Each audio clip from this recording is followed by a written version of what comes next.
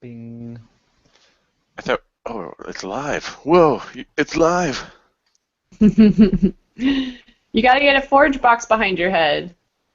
Come on. It's right there. It's gotta Where? be centered though. Yeah. You gotta put it where that second router box is. Yeah. I need this box anyways. Yeah. There. It's peeking in. Morning. Uh-oh.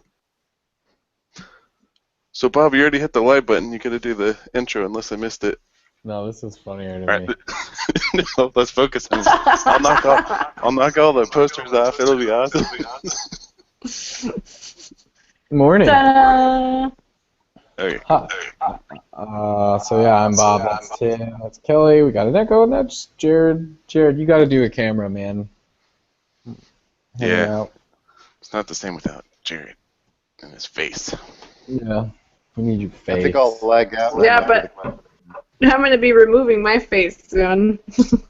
All right. We can just all go clandestine. Yeah. How's it going, guys? You playing video games? I'm all caught up on Life is Strange, episode 4. I just cried during. It was really emotional. It's a good one. Is life strange? So really, the title should be "Life is Depressing." Is what you're saying. It's deep. I guess I'm also a sucker for narratives about time travel, like whether you really do want to go back and change the things that you think you would. And it really came in spades in episode 4, that theme of manipulating time. So it's pretty powerful. There's You a gotta couple go. movies like that. Butterfly Effect. What's that? There's Butterfly Effect and Project Almanac that they're not really bad. Kelly, we got to get headphones. Yeah, no, there's for you. definitely certainly bad stuff in the canon. I really liked, what was the one about, it's like reporters following this story of someone who is planning on time travel, and they put an ad out on Craigslist for like a time traveling companion, and I forget the name of it, but it was really good as well. Shoot. Now I'm gonna. All right, you can talk about other stuff. I'm gonna find this. Oh, you had me going on Kill tangent. me. I know. There's, I'm taking up a lot of time here already. There's a great This American Life talking about how they actually interviewed a ton of people, and they all said they actually would rather not go back in time to change things that they did, naming a lot of various reasons for. Some of them said, "I don't want to be young again." Some people said, if they change anything, it would change who they are now, and they wouldn't want to do that. It was interesting. I'll have to see if I can find it. It was from like a few months ago. But based off your experience, you probably like that. Safety not guaranteed. That's the name of the movie. You Check only it want out. to go forward. Otherwise, you cause a paradox. Exactly. There's another book about it too. 11, Paradox. 22, 63. From Speaking of paradox, it's gonna make my brain. And this isn't a explode. game, but I did finally read The Martian. It was awesome. Kelly, do you have headphones so we can? Because there's an insane echo. Well, I played Yes. some Broken Age with the kids on part 2, trying to get through. I'm doing the cheating thing where you watch the walkthrough and then and it's still hard. Yeah, I thought the puzzles were super hard. I didn't play Act 2 yet. I should play that. And I did not play any games this weekend. Traveling with the family, so more playing the game. Chase your child around. Oh, you know what I played? Late to the party, but I finally tried Tomb Raider. And it should be called QuickTime Event Raider, because it's like push the triggers, or else Lara Croft is gonna get hit by a rock. And I was like, So like basically like Dragon's Lair. Yeah, yeah, I was gonna say that. Yeah. Yeah, there's like moments in it that are like the classic Tomb Raider, which are fun. But oh my God, there are so many cinematic QuickTime events that I'm just like, I would rather just watch the cinematic than have to like match the shape. And I was saying like if I wanted to play match the shape, I would hang out with my nephew and we would, just like triangle is a triangle. Like it's not fun to me at all. Well, it That's might my be why criticism. there's might be part of the rise of Twitch stream games and people are just watching playthroughs of some of these bigger games. And that if it's more QuickTime type stuff, might as well watch someone play it like a movie experience instead of playing it to begin with. Potentially, Yeah. through one person's opinion. But yeah, yeah. So you didn't have to press square to pay any respects in the game. It's basically that the whole time, like, and there's just sort of weird moments where like Lara's getting beat up, and it's like push Y so to keep the dude from beating you up, and it's just so like, oh my God. And then if you don't, like, if you're like me, if you grew up playing PlayStation and you're just starting to play with an Xbox controller, like you don't fully know which button is Y, and like you have to get down and look, and then when you get down and look and you look up, this could just be because I'm 30 now, but I'm just like not fast enough. So I have to watch the scene over again, and then at that point, I already know what button is coming up, and so then I just have to watch Lara Croft get beaten up again, and it's just not great.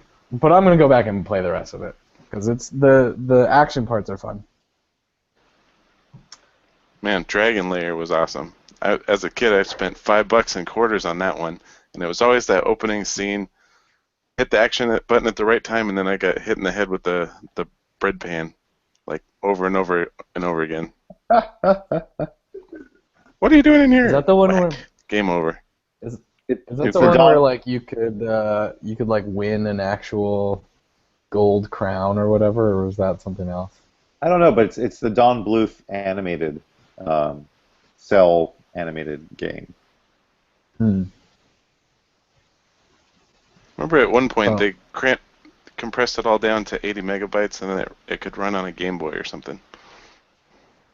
I mean, you can play it on iPhone, iPad now. Works fine. Yeah, well now, yeah. Yeah, now Game Boy. Not so much.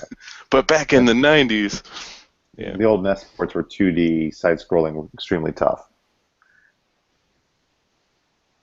Talk about going back in time.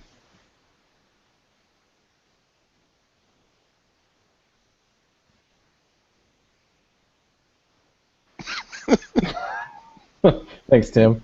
I was just gonna wait for it. I'll go all day, man. Uh, Would you Hey, like some Jared. facts? Yeah, sure. All right, I'll send you some facts right now. And we're not talking about the old school back in time form where you have to wait 10 minutes for a piece of paper to come out of a machine. Because we've had things called email now and scanning. So no one needs fax numbers. Um, but yeah, some cool games, dev stuff that have just gone down on the OUYA storefront. We have, of course, last week the release of The Bridge from Ty Taylor, which is awesome 2D platform puzzle fun. It's Newton meets Escher. And we had the surprise release of Knight and Damsel from MK Ultra Games, Matthew Kumar, for OUYA and Steam with a 20% off sale lasting for 2 weeks. So the uncooperative co-op game of Knight and Damsel who both are trying to save each other or may not want to be saved by the other. So again, it's co-op only game, good couch multiplayer fun. You can get now for 20% off and featured on the OUYA storefront, along with Photonica, which went on sale Friday for biggest sale price ever of 60% off from Santa Rione. And you'll also be seeing this week Mirror Moon EP on sale from Santa Rione for 60% off starting tomorrow. And on the sales front, a huge discount from Jackbox Games with the Jackbox Party Pack, 50% off, also starting tomorrow. So great deals going in through this week. Also have updates for the Pinball Arcade, I believe we're gonna have another one for Royal Heroes and for Super Indie Carts as well. So yeah, a lot of updates coming down the pipe. Might even be another one for GameFly soon as well. So yeah, plenty more games coming along on the OUYA front. And sales-wise, I think that's should be that's everything right now. It's fit to print. Um, Jared, does the Supercart game support multiplayer yet? I don't think it does, but it will for the final release of the game. And the final release will be, I believe, $9.99, but it should support local multiplayer. hey, how about that stock market? What's that about? Yeah, I remember when it crossed 10,000 back in 2000.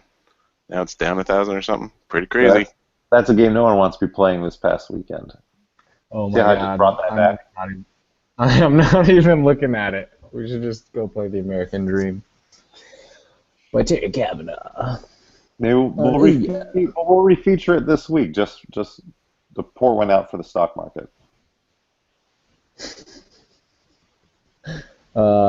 Let's take this time to let everyone know that they shouldn't panic, and you should not pull out your stock, please. Um, hey Tim, Hey, Bob. what are you doing? Well, I was looking at the meetup calendar. So PAX is coming up, and there's some events going on uh, in Seattle. So I guess there's this thing for Ludum Dare, so you can see all the competition entries and hang out about that.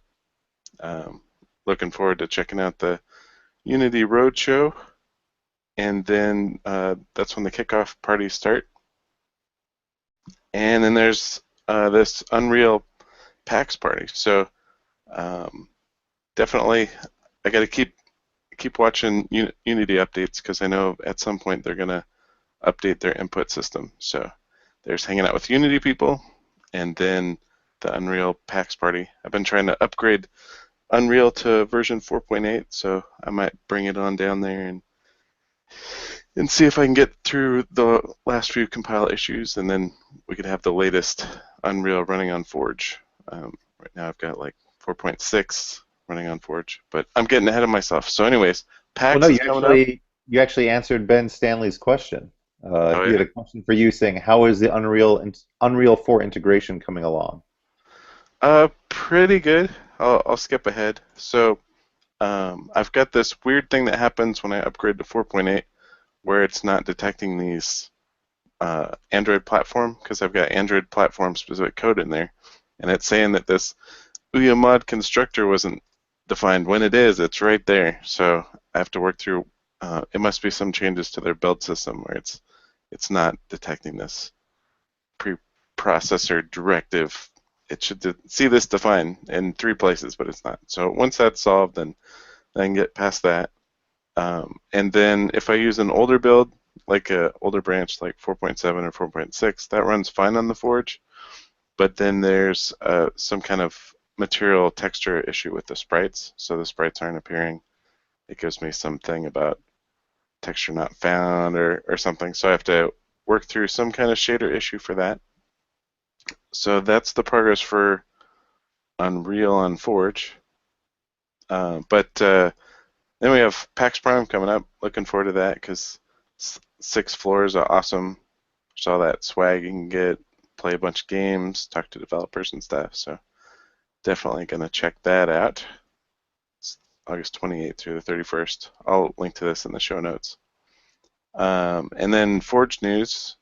So I've added Marmalade to the list of supported engines. So if you do Marmalade, there's the new hooks for that.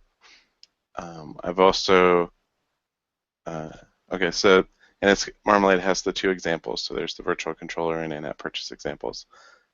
Like usual, it all runs on Forge just great.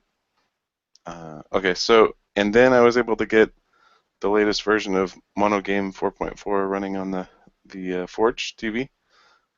It just ended up being an issue with setting the API level to 17 or above. And then once you do that, you can run the monogame 4.4 on the Forge TV. With the OUYA console, you have to use something before version 4.4 of monogame because it's API 16, and so you can't go that high. So, if you're on OUYA, and you're probably fine. The only reason I wanted to upgrade to 4.4 for Forge was to get this. It has this new pause resume support, so that if you leave the game and go back to it, the textures reload, and you need that because you can do that in Forge versus on the OUYA when you exit, just the game's over. So it's just something you need. So it'll work out in the end. You'll just have to submit like an OUYA build and then a Forge build if you have the two different versions. So like this will be good for like Duck Game. Yeah? Tim. Yeah? Hey, man. Bob. Hey. So how far off are we from, like, if someone is a game maker and they have a Forge, thank you. If someone is a game maker, someone makes games and they have a Forge, how far away are we from, like, having what's necessary for them to, like, sideload and test on their Forge hardware? Well, when it comes to the IAP stuff, we have to test that for them because they don't have the most recent update. So they can't test purchases, but they can still make sure that the controllers work and things. So we'll need to push out an OTA on the Forge? Yeah. So we're going to have an OTA that'll push out a new launcher and a new framework, and then everything will work for them. So for right now, they update, they test on the OUYA, and they send us a build, and we can test for them until the release. Cool. If they have questions, you can email us too. Tim, you're on the office hours at OUYA email too, right? So in case it's a Tim question, you get it too. Yep, I think so. So for now, they test on OUYA devices, and they can either start getting Forge stuff and do some limited testing, or right? Or once the OTA happens, then they can fully be testing stuff. Yep, and then we can test it for them. Got it. And we have a question. We're close, man. That's cool. Yeah, we are pretty close. I totally stepped on you, Bob. I feel terrible. No, it's all good. We have another question that I think is for you, Tim. Regarding the Razer Forge, do we have to be as cautious with our draw calls and shaders as we had to be with the OUYA? I mean, you always have to optimize for mobile, but I think the Forge is a little bit faster than the OUYA, so you can be less, some adjective, less strict, I guess. And it's faster than a Mojo too, right? Yeah, I think so. I've got like a little performance thing I can run that measures, and Bob and I were going to compare some things to find out just how fast it is. Like, cool. I was able to run like 10,000 cubes on the screen, still get 30 frames a second on the Forge, versus on the OUYA, it would be way less than that. So there you go. So make a game about 10,000 cubes and publish it now. Yeah. When full Forge is ready to rock and roll. It's all about polygon budgets and how much you show on the camera at the same time and how many overlapping sprites you have happening and overdraw and fill rate. It's all that stuff. It's all about fill rate. Yep, it's all about fill rate. You need to start making some shirts that say that. Let's do it. What's fill rate? There you go, man. You can have plenty of them. Did you check your fill rate? Dude, it could be endless. What about occlusion culling? Yeah. Just a shirt that says that. You're talking about actual question. Tighten up the graphics on level 3, Tim. So we do have this optimization guide just for some tips on how to improve the performance. Like there's one specifically for draw calls, And then again, we have this NVIDIA Performance HUD thing that you can run, and that will let you toggle things in the scene to find your bottlenecks. So there's definitely some good things here. Yeah, occlusion culling. That's It's all about one of those flow things rate. that has multiple passes, and it has to like. Oh, totally. It's doing more than just transparency checking. It's like it's drawn it a few different times, and yeah, has to. Even occlusion culling has to worry about fill rate. That fill rate, he's a good guy though. Yep. Food game. Jared, are we off rice? We are off rice, my friend. Yeah. Especially when you're traveling to Texas, you kind of have to be. Oh, right. So you had some ribs? Brisket? No, but I had some excellent enchilada mole. Ooh. So if you don't know, are you familiar with mole sauce? So it's, Oh, yeah. yeah, chocolatey, spicy goodness, chicken, fresh made steamed corn tortillas, pressed this nice Spanish rice, black beans, guac, tortilla chips, and an ultimate margarita to wash that down. Nice. Today's stand-up or morning office hours is brought to you by Super Duper Burger. And I'm about to have that. And I submit one veggie burger with all the stuff on it. Now, But, did you get a shake with it? Because the shake No. is what. Oh man, that makes the meal. dude, I can't have a shake at lunchtime. I will be That's so useless. But that said, and all of our delicious submissions aside, it really doesn't matter because we're about to get blown out of the park by Mr. Tim Groutman. All right. So yesterday we went to this clam place on the Seattle waterfront, and Oh.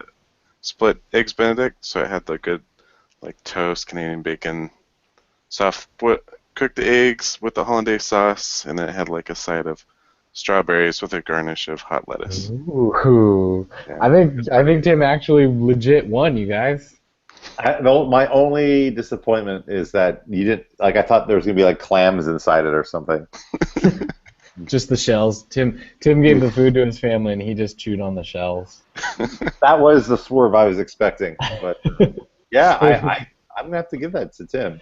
Tim's like, well, there's a clam place downtown that I walked past, and then I went to a Subway or something.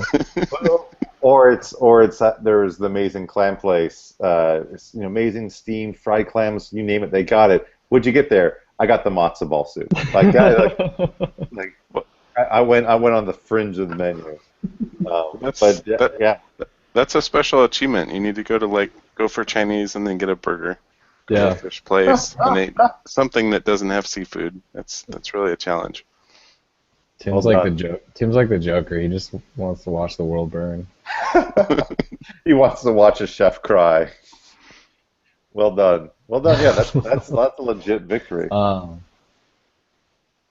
right. Well, I'm gonna eat my hamburger. And as a last note, Otaku Punk says, "I echo the comment on The Martian being a great book." Well said. I'll have to read it. They have the new Martian Matt Damon movie coming out. Although he was in that other movie where he was the bad guy, so it's kind of weird. It's two space movies for him with Matt Damon. Matt Damon. All right, guys. Have a good one. Bye. Talk next week. Bye.